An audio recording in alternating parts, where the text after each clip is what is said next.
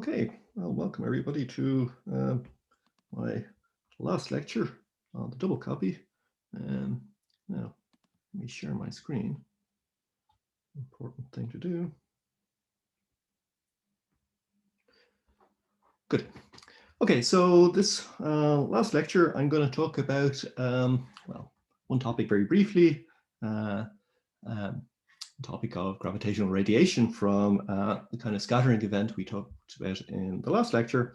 And then I'll spend a little bit more while on this topic of, sort of a relation between the Schwarzschild metric and the field of the Coulomb charge.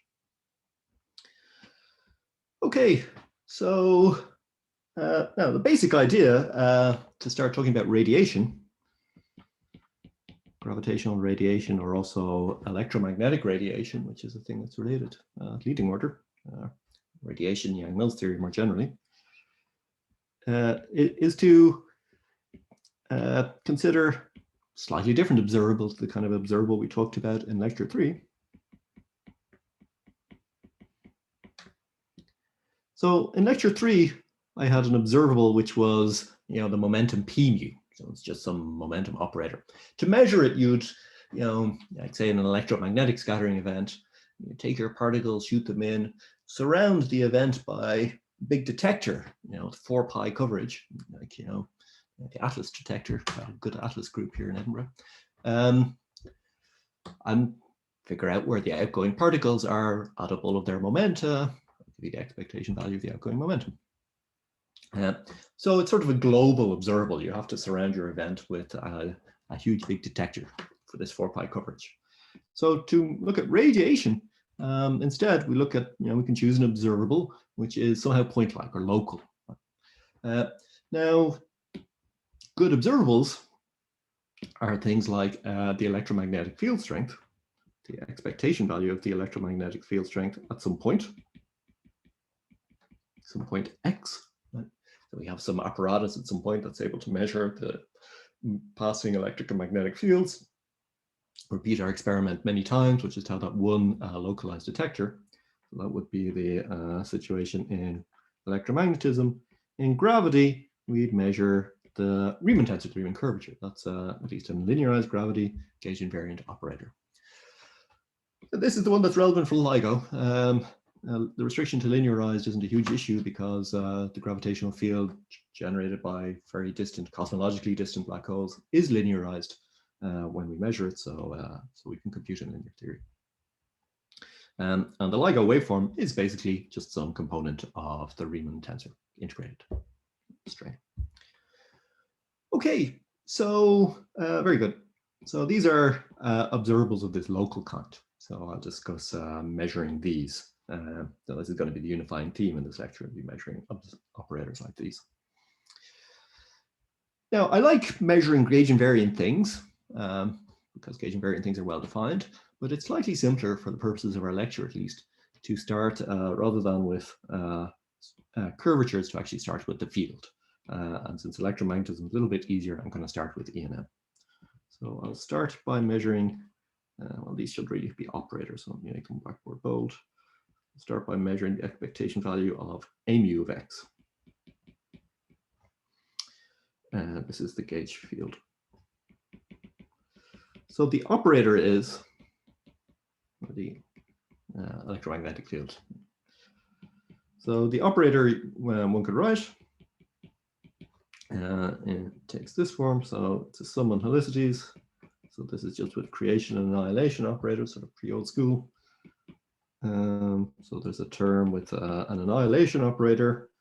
Eta here is the helicity label. I'm summing over helicity plus and minus. There's a polarization vector, my indices straight. So on my convention, so it's got a star, e to the minus k dot x. And then there's another term, which is nothing but the complex conjugate, right? That's the term which has a Hermitian conjugate, if you want, maybe I should say. So that's the term with the A dagger, an epsilon and e to the plus I k dot x. It's the Hermitian conjugate. Okay, now what I'm going to measure is the expectation value of this field on my state. So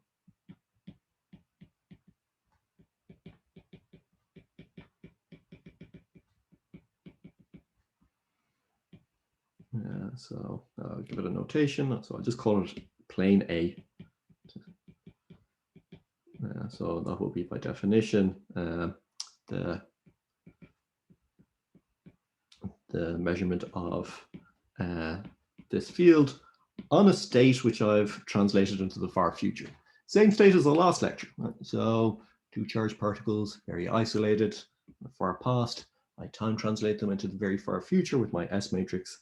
This position X is some point very far in the future of the event.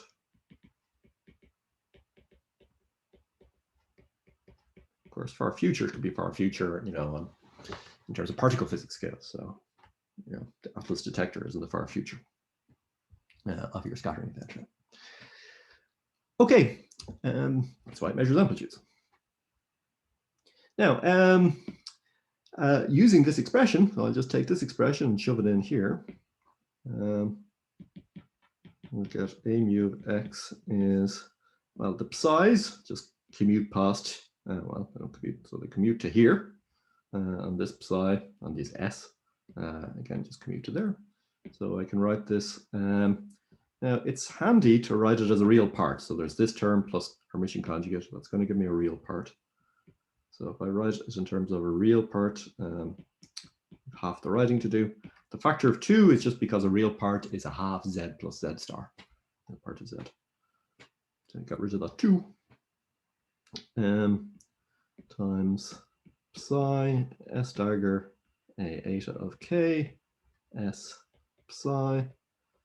And now we have our polarization vector and our e to the minus I k dot x. Okay, now the guts of this expression here has the same structure as we saw for the impulse.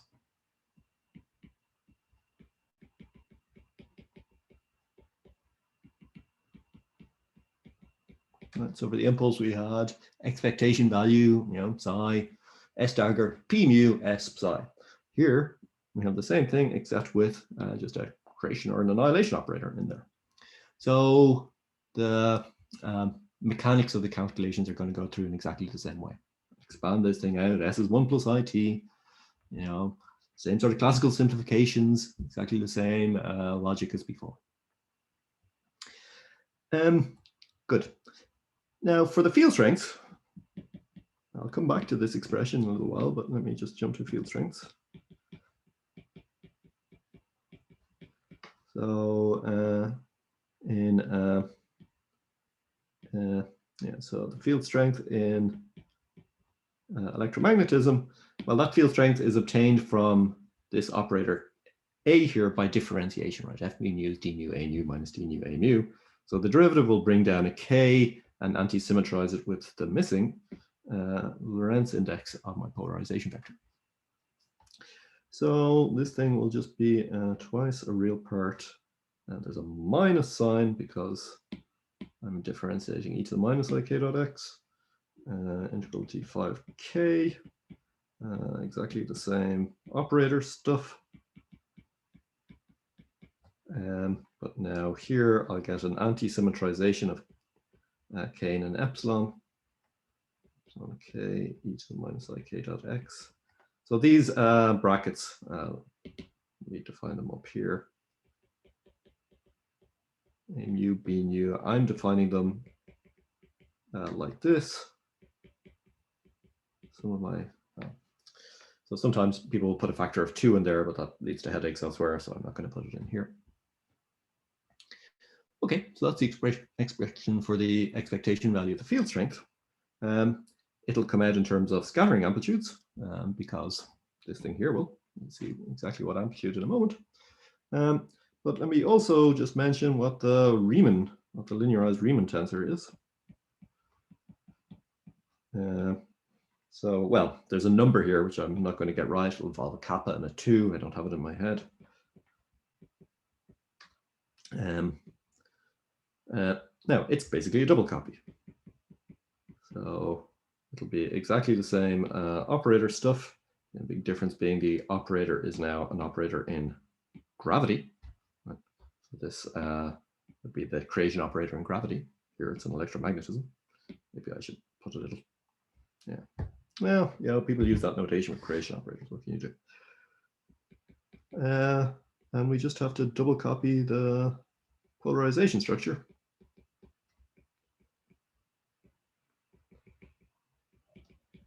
Times e to the minus I k dot x. That's the expectation value of the Riemann tensor in gravity. So again, the key part of it is just this operator part here.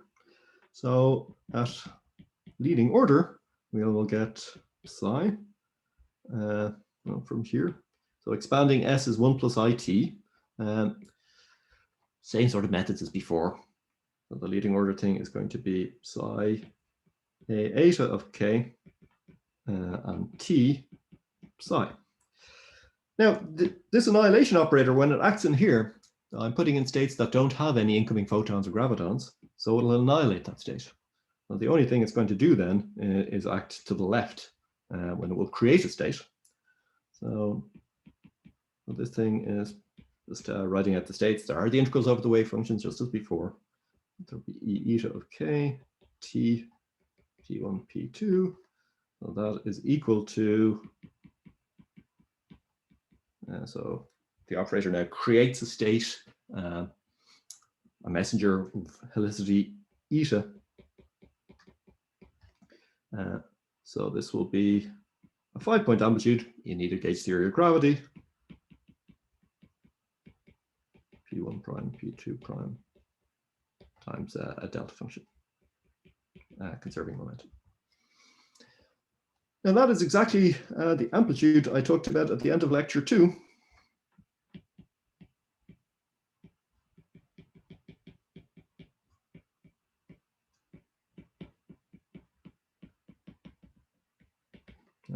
A massive amplitude in gauge theory, so massive particles coming in, blue ones going out. So that 5-point amplitude. In gravity, it's just a double copy. That double copy can be computed using the double copy. Okay, so that's how you can get gravitational radiation out of this. You just have to put this amplitude in here, simplify the wave functions exactly as before. There is one more integral to do. There's a k integral that we didn't encounter in the impulse. The impulse just had this thing. Here we've got an integral of some sort. It's a Fourier transform, and it could be performed using textbook methods. It just gives you a 1 over 4 pi over 4 of it. Okay, so great. So we've seen that amplitudes like this, 5-point amplitudes, looking a bit like this, are radiation. This describes, particularly this state here, this outgoing guy associated with that operator there, integrated over here, so it's carrying out this momentum k. So this gives you the radiation field in gauge theory and gravity. We've also seen that charges, like charges, Coulomb, Coulomb scattering double copies into gravitational scattering, Schwarzschild metric plus perturbations. So you might wonder, can we say something about static fields?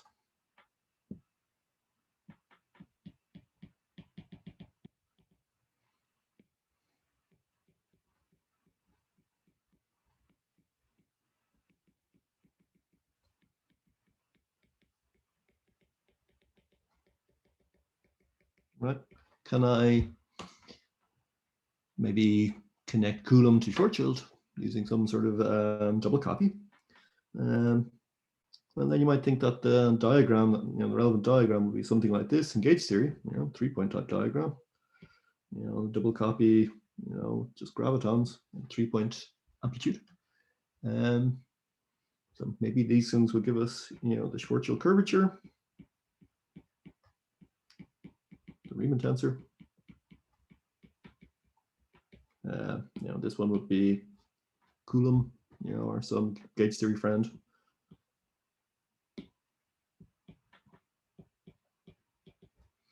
So, promising idea. There's a problem. The problem is just that sort of a line zero problem. There is no 3-point amplitude in Minkowski space. No A3 or M3 in Minkowski space.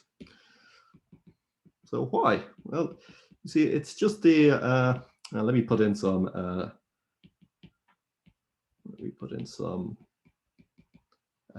notation. It's just momentum conservation, right?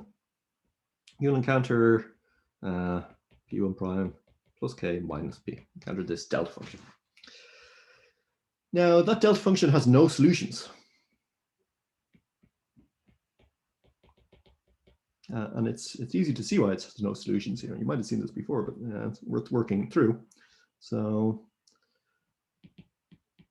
since P1, P prime plus K is equal to P, so they're in particular equal in their squares, right? The square of P1 prime is the mass. It's the same as the square of P squared. So those terms are going to cancel away.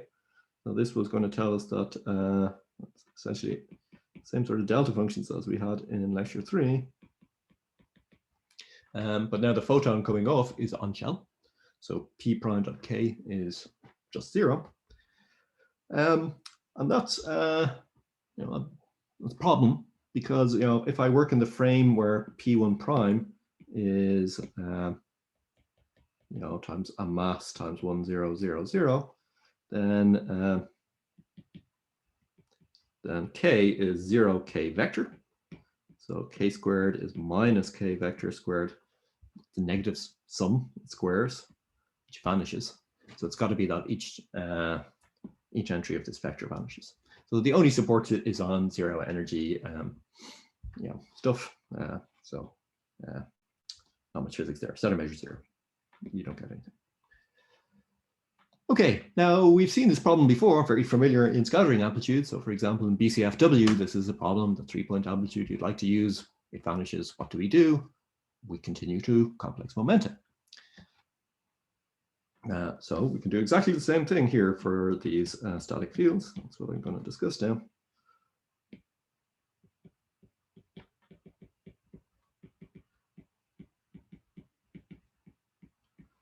But I'm not going to continue quite to complex momentum. You can also do the continuation by doing an analytic continuation to a real space-time, but with signature plus plus minus minus, 2-2 signature.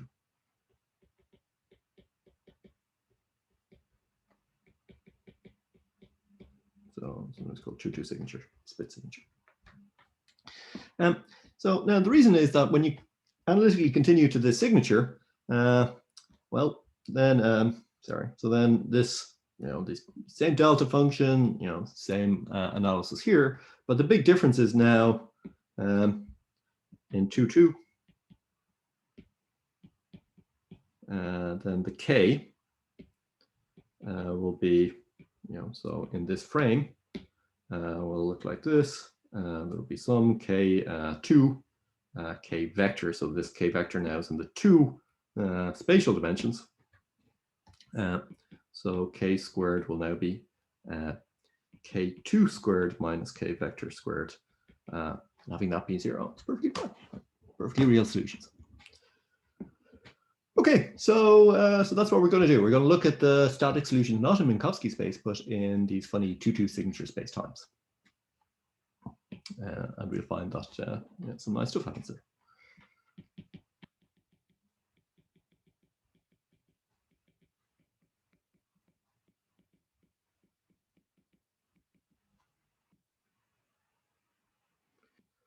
Okay, now there's kind of a sneaky thing you can do.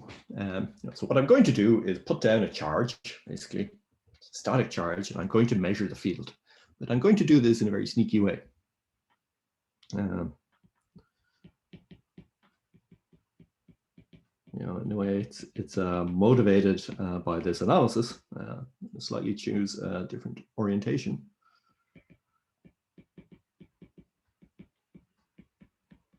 So my state now, before we had 2 particles, now I just have 1. I'm going to write d5p, 5p, p. So sharply peaked around some momentum p, but I'm going to choose that momentum in the sneaky way. So now In 2-2 signature, one of the peculiar things you can do is draw the time plane. So let's say this time plane is components T1 and T2. And I'm going to take my particle to be moving in this direction. So I'm going to say that the expectation value of its momentum is m times 0, 1, 0, 0. So this particle will be moving in the T2 direction, but I'm going to use the quantum field quantized exactly as before. Now, what I mean, in particular, is that note that so writing what this psi out is, so there's this d4p delta p squared minus m squared and a theta function for the energy in the 2 directions. So this one is moving along here. It's got positive E2 p, but my gauge field operator from before, let me just grab it using the magic of cutting and pasting. It's going to be exactly the same one as I talked about here. And this d5k, I'm going to define just as before. Delta of k squared, theta of energy in the 1 direction. So that means that my field will be in vacuum in the far past in T1, a mu. But the field then in the far future, after this particle goes by, the field, so I evolve along the T1 axis, and the particle goes by, and in the future I can measure a field. So that's the static field I can pick up with scattering amplitudes. Okay. So now we'll take a point.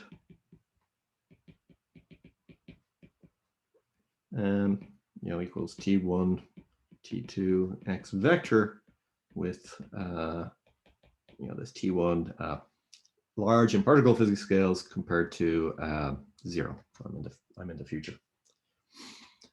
And we can then measure what the expectation value of this a mu of x is using the formulae I derived at the start of the lecture. Let me go and grab it. This one here. There's nothing about that cared about the signature. Copy. Paste. Okay, so I'm going to work it out at leading order and use exactly the same methods as in the last lecture. So I'll come back to this leading order business and make some comments about that later. But for now, let's just work at leading order.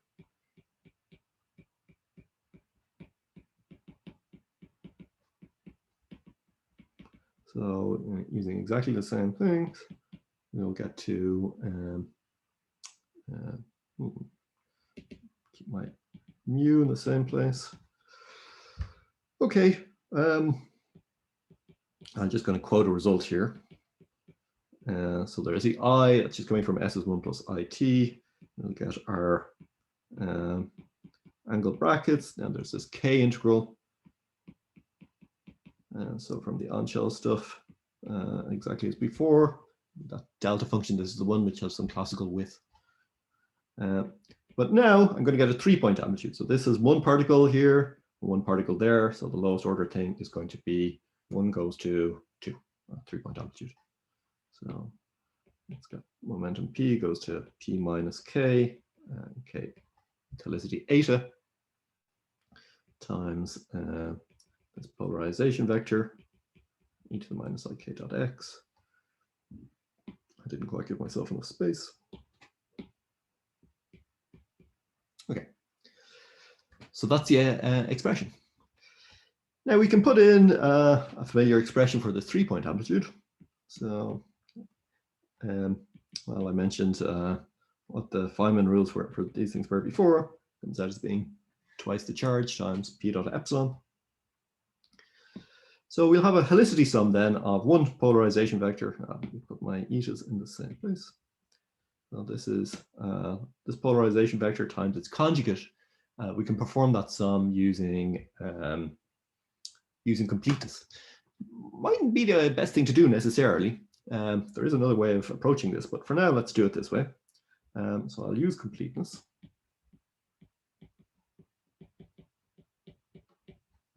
Which is to say that the sum of polarization vectors, now, gosh, that star is very messy. That was a star and a mu, and polarization vector with no star and a nu is going to be negative eta mu nu minus. So I have to choose a gauge. We call it zeta over k dot zeta.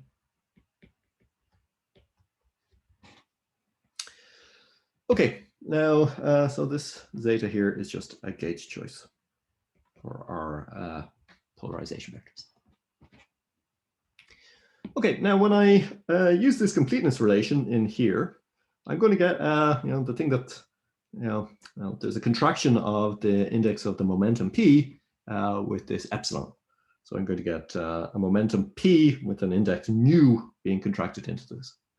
Now that p, under these angle brackets, again, they're very simple in this case. They just tell me to evaluate p as mu, will become a dot product of u times this. Some mass going around the place. So we'll get, well, dotting in here with the u, I'm going to get just u mu minus k mu zeta dot u plus zeta mu k dot u over k dot zeta.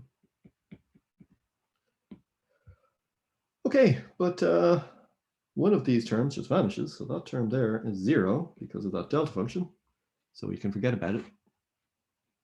And for this term here, I could also choose to forget about it by picking a gauge. So use some fixed vector, so I'll pick a gauge zeta dot u equals 0. Cause no problems. And all of this term goes away. So you just end up with a very simple form for the a mu. And it's 2q times real part and I, integral d5k, taking care of these angle brackets, and delta hat k dot u, u mu. Oh, no, e to the minus I k dot u.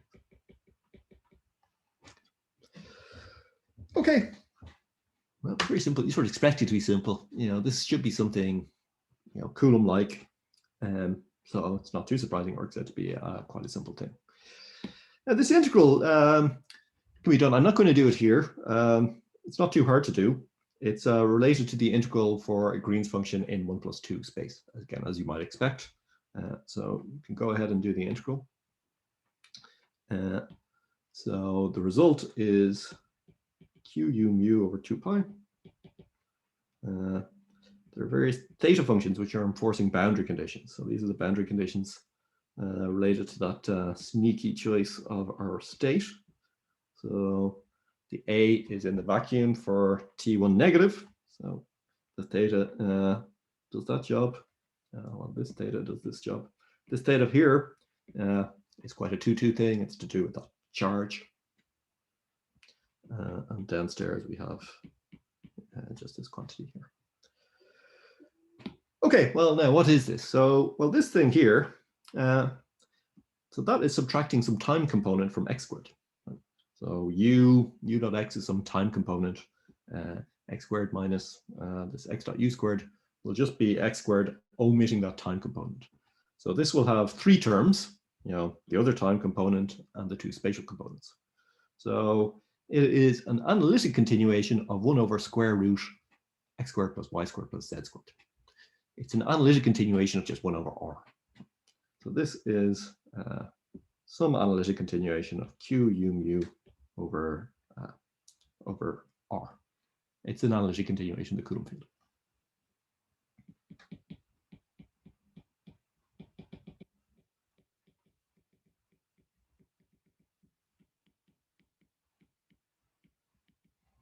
So it's sort of a little bit funny. You normally think of the Coulomb field as being quite off shell, right? But in 2-2, yeah, make it on shell if you want.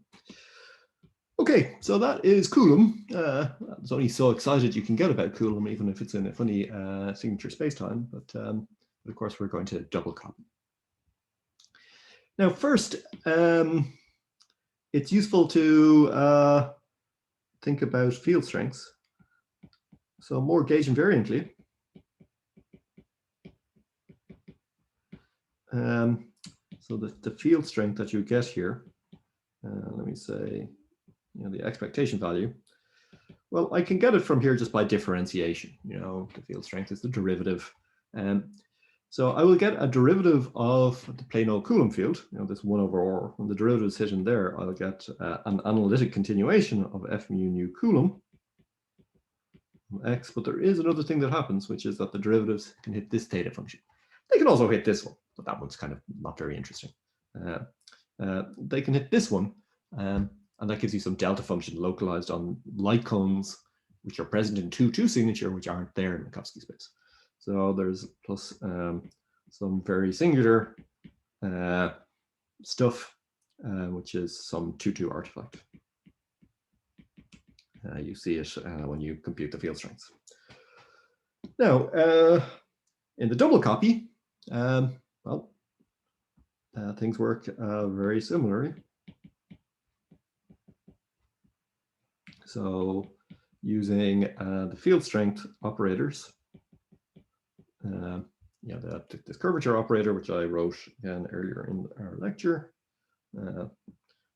this one here, you can go ahead and perform the computation in this 2-2 signature context, and you'll find that the Riemann tensor turns out to be linear order, an integral of the 3-point amplitude in gravity, which is of course an integral of the square of the 3-point amplitude in gauge theory.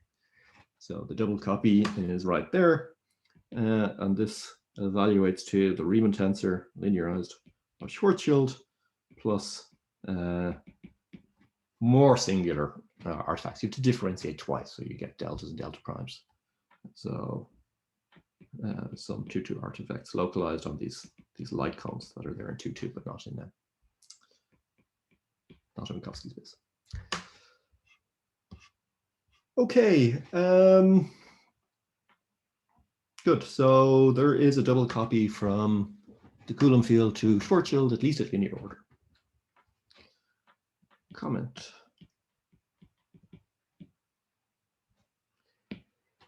So there's a number of comments I can make here. So one is sort of a slightly unsatisfactory thing I did here in electrodynamics. I was just talking about Coulomb fields, and I said something about leading order. You might think, well, then what's weird? What corrects it at leading order? So the result is actually exact, although the derivation didn't make that clear. The result for electrodynamics is exact. So you can show that S psi is a normalization factor. It's a coherent state. This is something you can easily show. So it sort of looks like this. There's a sum on eta here. There's a 3-point amplitude acting on the vacuum. Let me see. So yeah, I should put in this delta function. So there's also this delta function. This thing here is the parameter of the coherent state. So I mean, if you've got an A eta,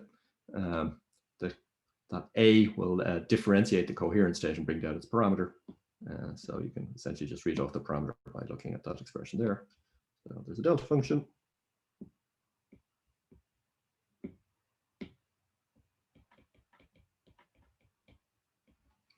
So that's the coherent state. So the expression that we got in electrodynamics is valid to all orders. In gravity, that's still true. There's still this coherent state. But one annoying thing in gravity is that the Riemann tensor has some higher order terms in it, even as operators. While this helps, it doesn't really help you get beyond leading order. But there is some nicer stuff that you can do in gravity. So it is much nicer to compute with helicity amplitudes. In other words, spinors. And that's just as true in gravity as in classical gravity as in amplitudes.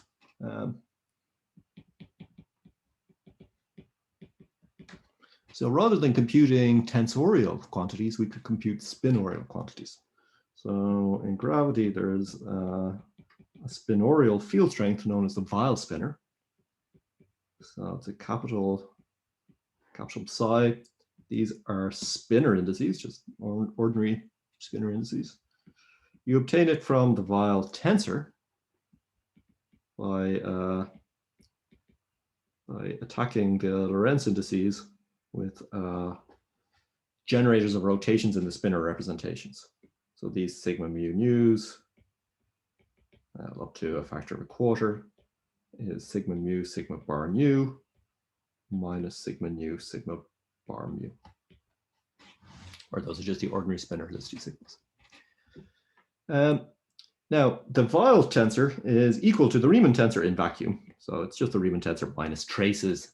You know, the traces of the Riemann tensor, the Ricci tensor, you know, or the Ricci scalar. The Einstein equation set them to 0 when there's no matter present. So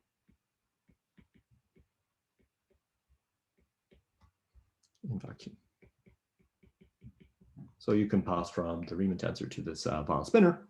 And similarly, in electromagnetism, there's a friend called the Maxwell spinner,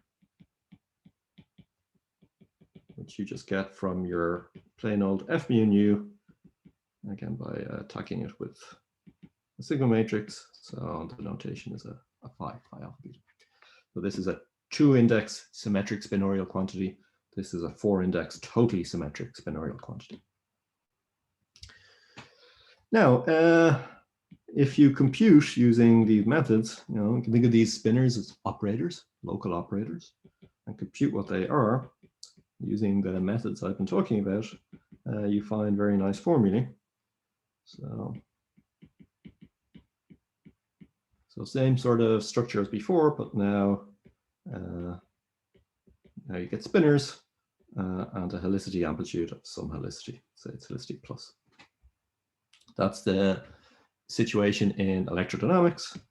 In gravity, the Weil spinor is given by some number. There's a kappa there as well. Yeah, I should put in the kappa. I think I'm keeping the dimensional factors here. No, hang on. There's a. Let's see. Yeah, I think there's a kappa. Okay, I'm not completely sure about that kappa.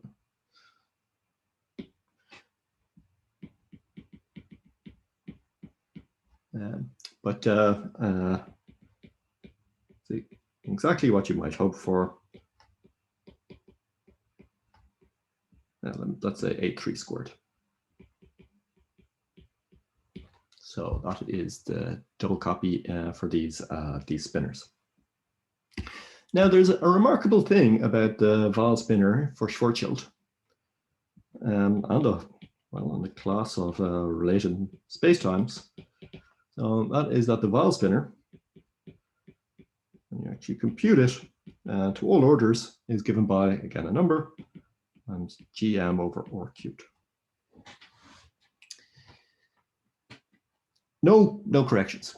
It's linear in G. So the leading order Weil spinor is the exacted Weil spinor.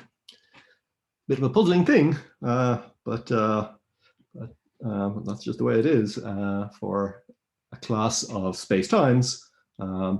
Even if the metrics look like they have an all-order power series, they're gauge invariant objects which are linear in G.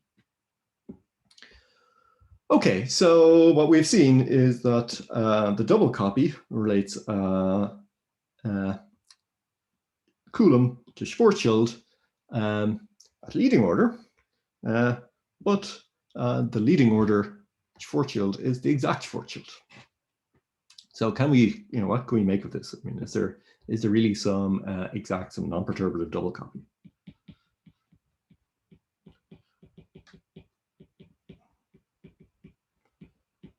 Okay, so let me talk about, in the last moments of these lectures, a formulation of the double copy involving Kersheld metrics. So what I'm getting at here is that we're familiar with seeing Schwarzschild in the form ds squared is 1 minus 2g m over r dr squared minus 1 minus 2g m over r inverse dr squared plus, minus r squared d omega squared. So this is Schwarzschild in Schwarzschild coordinates. But there is a gauge transformation.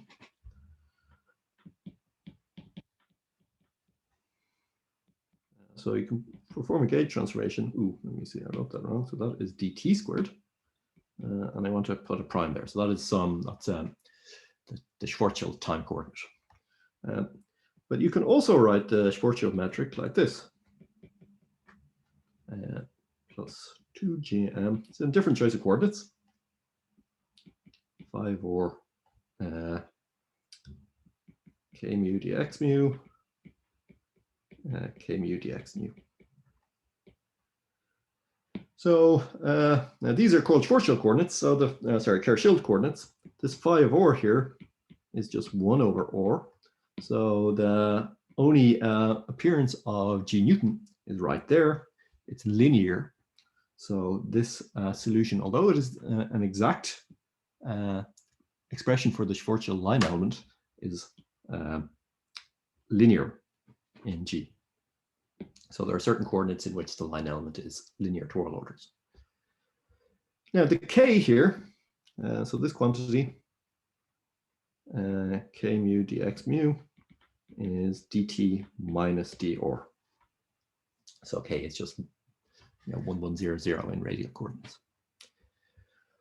Okay, now I think having given you an exercise, actually I'm not sure I've given you exercises today at all, but this is something that you can certainly look at. So let's find the gauge transformation.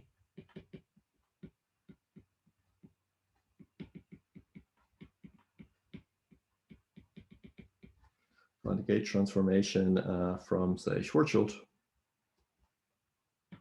from Schwarzschild coordinates to Kersheld coordinates.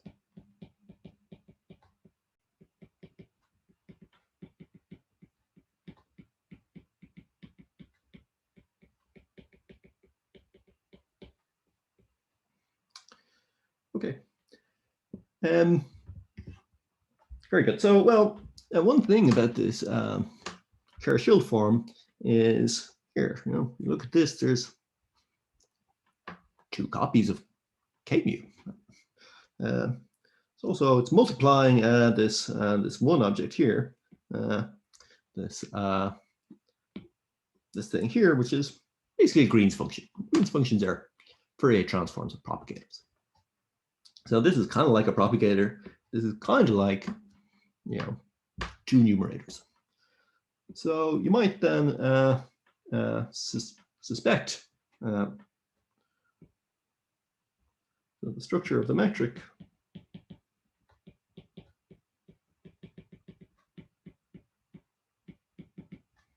suggests that there's a single copy.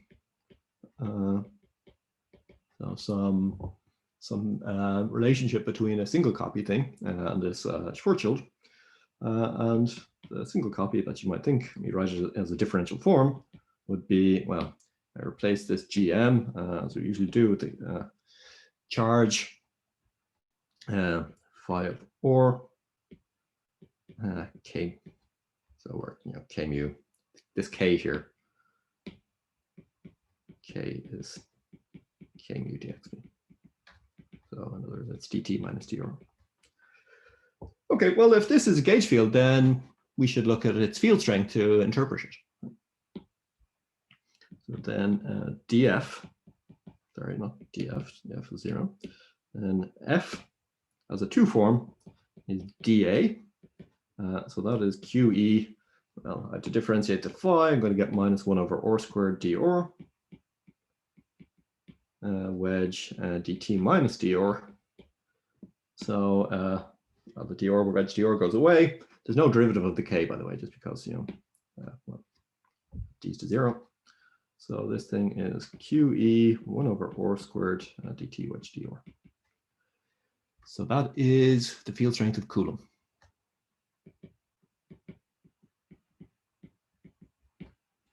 So again, we're seeing a relationship, it's some sort of double copy relationship, and it's directly a double copy relationship between Coulomb and Schwarzschild. Exactly what what we're seeing from perturbative scattering amplitudes is apparent here to all orders for these Kerr-Schild spacetimes. Now, this is just one example. So this story extends to a wider class of solution.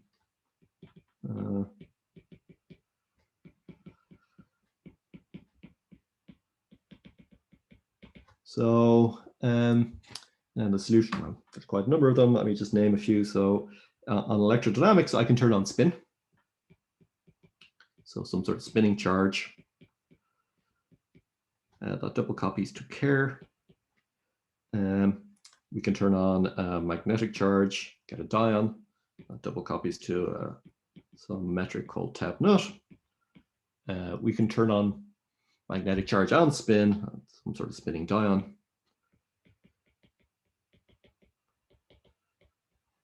This thing double copies to space-time imaginatively called Kerr tab nut. There are other examples, C metric, for example. And all of these ones are also associated with 3-point amplitudes. So there's a particular 3-point amplitude associated with these things. Another one, they're all just small deformations of our usual friend, the 3-point amplitude we talked about earlier in this lecture.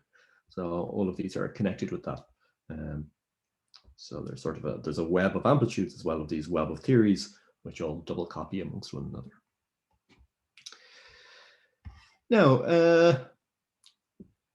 this Kerr-Schild double copy fits into a better defined, sort of more detailed definition, again, which is spinorial. The spinorial point of view is a good point of view for these things. So